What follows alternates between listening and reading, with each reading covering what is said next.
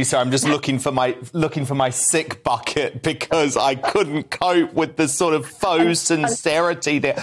I mean, Judi, he didn't mean a word of that, did he? No, and they should learn not to try, really. I mean, it's probably better to say nothing. What we've got here, and look, we've got the rotating eye contact, we've got the over-choreographed gesticulation. The way that he was speaking wasn't normal speech patterns. I think he put a full stop before and after the word "and," which is totally unnatural. And this was a very, very low moment. And that over-gesticulation at the end, you're absolutely right. And one of the things that I think we should use as a litmus test with all of these leaders, would you buy life insurance from them, I think is really quick. And Rishi, in this state, I think the answer has to be no. I mean, as a leader, Dan, he's got kind of this retro body language. It's very smiling. He does the power stance. He does the thumb of power.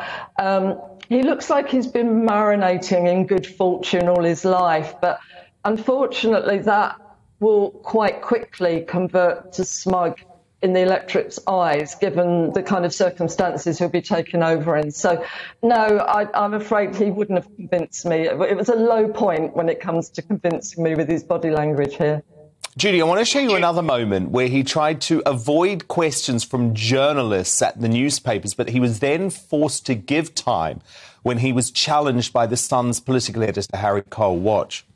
That's all we've got time for now. I'm sure we'll be doing this lots more. Right? I've got a bunch of people waiting for me next door. But we have actually, Harry, we can do one from you quickly, and then Nissi will get mad at me. OK, two excellent questions, Harry. So thanks for asking them. So look, firstly on Dominic Cummings. Dominic Cummings has had absolutely nothing to do with this campaign, and will have absolutely nothing to do with any government that I'm privileged to lead. Yeah.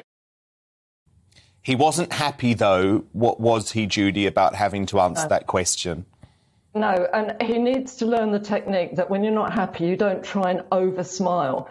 It doesn't work. It looks like huge denial, and he's doing that a lot. I don't even believe there was a bunch of people in the next room, actually. I think that was probably his PR and a cup of tea or something like that.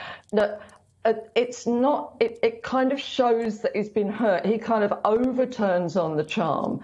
And that implies that he's deeply unhappy. And then he has a couple of times now, not stormed out, but he's kind of walked out at that point. This is the problem with Rishi. We've seen him giving away money. We've seen him looking like very popular. I've always called him Blair-like with his body language. He's got the same kind of Bambi appeal with the wide eyes, etc. But under pressure, he doesn't perform well. And boy, is he going to be under pressure if he takes over leadership of the party.